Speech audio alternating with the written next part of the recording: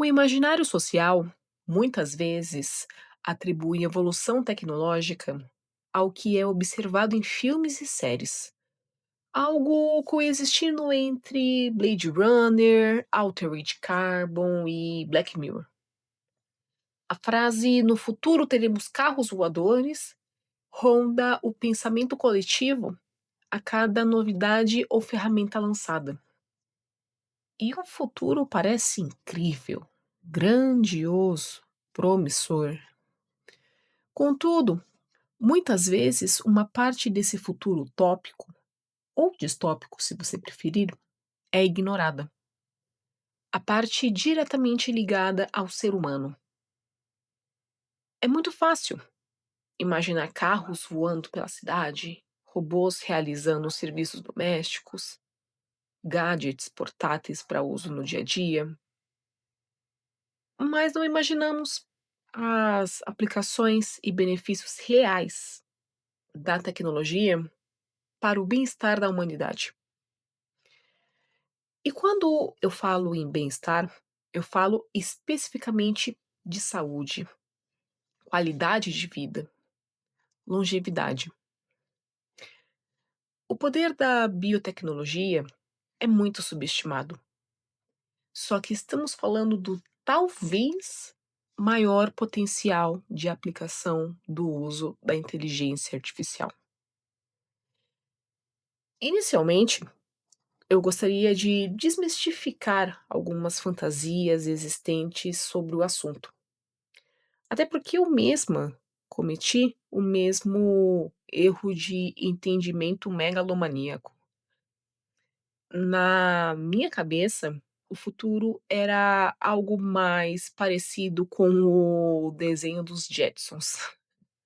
Imortalidade, partes mecânicas substituíveis, vida em nuvem. Todas elas são ideias muito abstratas e estágios tecnológicos avançados demais e até mesmo impossíveis para tentarmos visualizar no agora. Não que isso não seja possível. Essas ideias elas realmente podem vir a se tornar realidade em algum momento, como é o caso de próteses e órgãos feitos por impressão 3D. Isso já é uma realidade. Mas para o momento atual, devemos nos atentar mais ao que está acontecendo agora. E apesar de parecer, óbvio, é muito difícil permanecer com a cabeça no presente. É muito mais fácil dar valor a algo quando isso se torna inevitável. O problema é que na grande parte das vezes, isso acontece no futuro, sempre no futuro. Isso fica mais claro quando analisamos o processo do ciclo de adoção da inovação, a chamada curva de Rogers. E basicamente, essa curva, ela mostra o processo de como que uma tecnologia ela é adotada. A inovação inicialmente começa aqui com os primeiros protótipos de algo sendo desenvolvido por inovadores. Esses protótipos são testados por entusiastas em uma segunda fase, até que sejam validados e liberados para o grande público até atingir ou não o mainstream. Aqui algo interessante acontece. Quem não atua diretamente nessas primeiras etapas de desenvolvimento e não conhece todo o processo, acha que a grande novidade surgiu ontem. Então, como a grande maioria possui acesso tardio às inovações, ela está sempre presa à ideia do passado tecnológico, ao mesmo tempo que o verdadeiro futuro está sendo construído embaixo dos seus olhos. E, infelizmente, esse é o tipo de conhecimento muito restrito aos participantes da bolha de inovação. Com a internet, essa barreira de conhecimento, ela foi reduzida, só que ela não foi eliminada. Essa primeira parcela de adotantes iniciais ainda é muito baixa. A maioria das pessoas continua presa no passado tecnológico e sonhando com um futuro hipotético construído por Hollywood. Essa visão irreal, acumulada com promessas de eficiência e lucros rápidos, cegam a nossa visão para o verdadeiro potencial da biotecnologia. Aceleração de pesquisas, aprimoramento e criação de novas técnicas. Aqui a gente fala de novas vacinas sendo elaboradas. Vacinas com mais eficiência e segurança. A gente fala de edição genética, que pode reduzir genes incorretos e, consequentemente, doenças relacionadas a eles. A criação de novas terapias para doenças fatais ao ser humano. De análises e validações seguras sendo realizadas em um curto período de tempo. Maiores simulações, evitando colaterais significativos.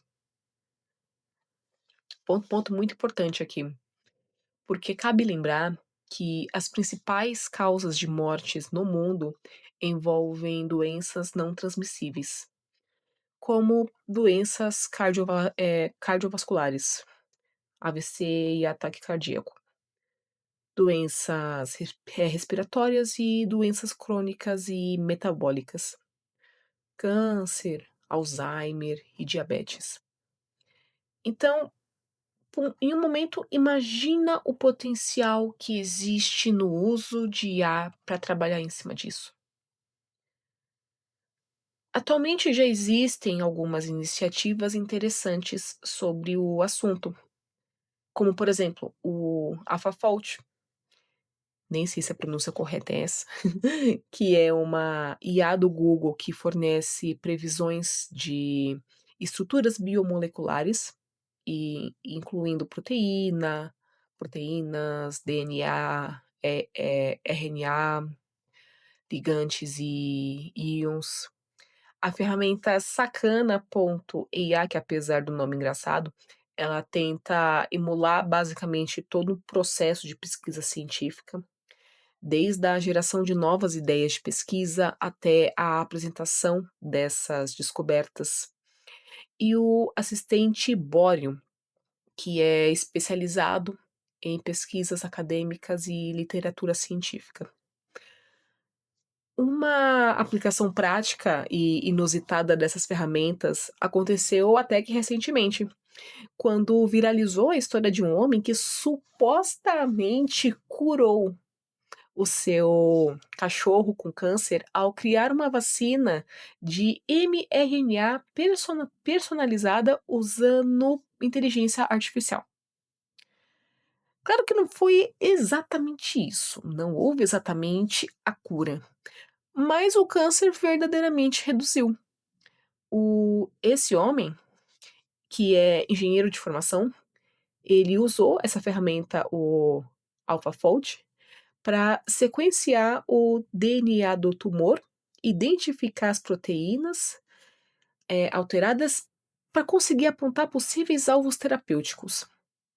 Com o resultado dessas análises que ele fez, ele conseguiu convencer um grupo de cientistas a sintetizarem um composto que ele aplicou na própria cachorrinha, reduzindo o tumor dela em cerca de 50%.